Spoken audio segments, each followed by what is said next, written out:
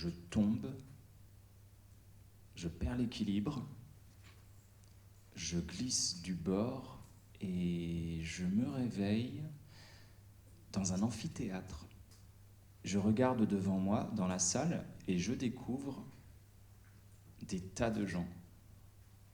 Des tas. Ils me regardent, je les regarde et... Nous sommes l'année 1973. Laura Lorenzo va bientôt commencer ses études de droit dans la prestigieuse Stanford University quand la United States National Bank de San Diego s'écroule. Comment ça s'écroule? La banque fait faillite. C'était une grande banque reconnue, je connais un tas de gens qui avaient leur compte chez eux. Le capital de la banque de presque $1 milliard disparaît dans l'effondrement. Et moi? Laura est obligée de rester à San Diego. Elle fait des extras dans un cinéma et commence à étudier l'économie dans une université locale.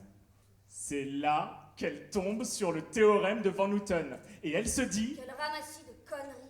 Quelques semaines plus tard, elle a mis au point la formule qu'elle appelle avec détermination... La loi Lorenzo. Formulée le 24 août 1976. Après mon boulot du soir au cinéma. Lorenzo écrit...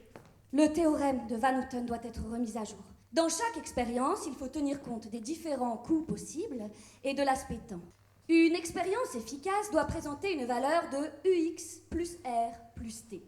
UX étant le coefficient de divertissement de Van Houten, R étant la dépense des spectateurs pour leur déplacement spatial, et T représentant le temps. J'ai aidé le SDF là. Pas celui avec la guitare dans le métro. Sa sœur s'est fait renverser par une voiture. Il avait besoin d'argent pour s'acheter un billet de train. Tu lui as donné de l'argent? Tu lui as donné combien? Arrête. Dis-moi combien tu lui as donné. Combien tu lui as donné, espèce de crétin? Alors! Dis! Tu lui as donné 5 balles? Tu lui as donné plus de 5 balles? Réponds-moi, merde, espèce d'abruti. Combien tu lui as donné? Me dis pas que tu lui as donné un billet de 10. C'est mon argent. Comment ça, ton argent? T'as reçu ton argent de maman, et maman l'a reçu de son employeur, putain! C'est pas ton argent, combien tu lui as donné? Fais ce que je veux avec mon argent. Ouais, t'as raison. Bien sûr que tu fais ce que tu veux avec ton argent, mais dis-moi juste, je suis curieux. Combien tu l'as donné? Plus de 10 euros? Je te jure que je vais rien me faire, mais dis-moi juste pour que je sache. Combien tu l'as donné? Allez. Et j'avoue, ça m'a un peu frustré. Il a hurlé. Putain, mais t'es complètement taré ou quoi? Ça m'a énervé. Il a hurlé, espèce d'abruti, t'es vraiment trop facile à rouler, putain, mais comment tu peux croire ce mec? J'ai dit que j'allais descendre dans le métro et faire entendre raison au SDF. Il a hurlé, putain, je vais retrouver cette raclure, t'entends, je vais la retrouver, je vais l'emplafonner, on prend pas d'argent à un môme, ça se fait pas. J'ai quitté l'appartement, j'ai pris l'ascenseur et je suis sorti dans la rue. Il a couru jusqu'au métro, c'est claqué contre l'asphalte, je sentais que ça allait mal se passer. Ça s'est très bien passé, je n'ai pas laissé la colère me submerger. Il avait les plans en sang quand il est rentré. Je suis allé voir le SDF et je l'ai convaincu de rendre l'argent. Il s'est lavé les mains dans la salle de bain, il y avait des traces rouges sur la serviette. Quand je suis rentré, je suis allé voir mon frère et je lui ai rendu son billet de 50 €, puis je me suis excusé de m'être mis en colère. Il a dit, pourquoi tu pleures?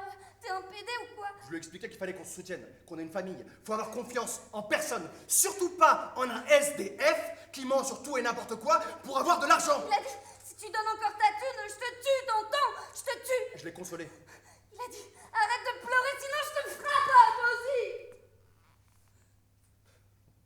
Après, on s'est embrassés et je suis allé dans ma chambre. Non? Oui? Oui, je voulais juste savoir comment on fait pour s'inscrire.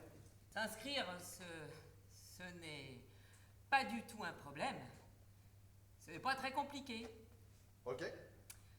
Vous allez commencer par reculer de 4 pas. Vous pouvez le faire?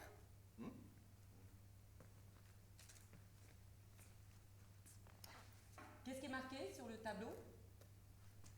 Que si on veut s'inscrire comme demandeur d'emploi, on doit prendre un ticket. Maintenant, vous allez prendre un ticket. C'est écrit quoi comme numéro? 54. Maintenant, vous allez tout simplement vous asseoir et attendre votre tour. Je me suis retourné et je suis allé m'asseoir. 47! J'ai attendu. 48. Je suis resté calme. 49! J'ai pas sauté par-dessus le comptoir. Je l'ai pas frappé. Je lui ai pas donné des coups de pompe dans la tronche jusqu'à ce qu'elle tombe dans le coma. 50! À la place, je me suis levé pour regarder les emplois proposés sur l'ordinateur mis à disposition. Je me suis servi de tout ce que j'avais appris à mes cours de marketing. Bonjour, je m'appelle Andrei, j'ai mon bac et je viens de terminer une formation en économie et en marketing. Je variais mon message en fonction des préférences des destinataires. Bonjour, je m'appelle Andrei, j'ai mon bac et j'ai toujours eu beaucoup d'affinités avec les animaux. Parfois, je gardais un ton timide. Ce serait pour moi un grand honneur d'avoir la chance de pouvoir passer un entretien chez vous. Parfois, j'optais pour un autre style. Saisissez l'occasion, profitez-en, engagez-moi, demain il sera peut-être trop tard. Je m'efforçais de ne pas avoir l'air désespéré. N'hésitez surtout pas à me contacter si vous êtes intéressé. Je ne mentais jamais. J'adore les chiffres. Ouais, c'est vrai que j'exagérais parfois. Vous n'auriez plus jamais à chercher d'autres candidats si j'avais la chance de pouvoir travailler comme assistant comptable dans votre municipalité. Mais quoi que je fasse, la réponse était toujours la même. D'abord, une longue période de silence, puis une lettre, et l'espoir que maintenant, il va enfin se passer quelque chose. Bonjour, merci de votre intérêt. Énormément de candidatures. Un processus long et compliqué. Malheureusement, il apparaît que vous n'êtes pas celui que nous recherchons. Vous comprenez? Vous n'êtes pas celui que nous recherchons. Vous êtes sous-qualifié. Vous n'êtes pas assez doué. Et en plus, vous êtes très moche sur la photo jointe. Vous avez l'air d'un gros naze.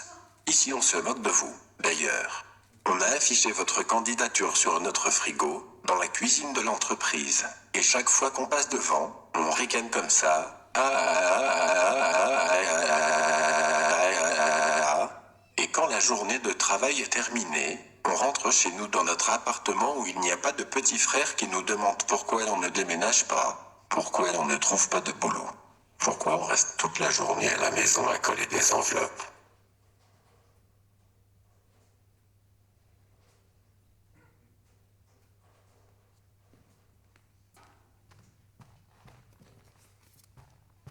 J'ai envoyé ma candidature partout, et à chaque fois, la même réponse, la même lettre, la même conversation téléphonique. Et à chaque fois que je descendais acheter des timbres au bureau de tabac, je croisais ce faux cul de Peter qui se tenait devant avec son gobelet rempli d'argent. Bonjour, je m'appelle Peter et je suis SDF. Son discours avait évolué. Bonjour, je m'appelle Peter et ça c'est ma guitare. Il variait son message en fonction des préférences des clients. Bonjour, je m'appelle Peter et pour 1 euro je vous joue un morceau.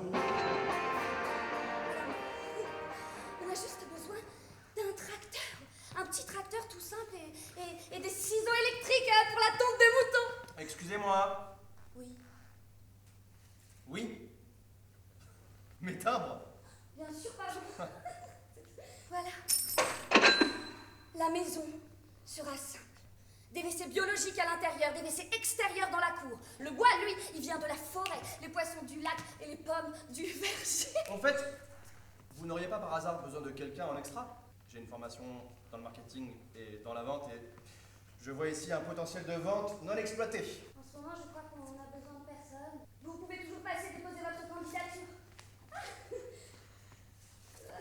Super. Là, je le pose ici et on vous recontacte si besoin. Merci. Merci beaucoup. 1 mois plus tard, le bureau de tabac m'a appelé pour me demander si je voulais faire un essai. J'étais enfin en mouvement. J'étais en route!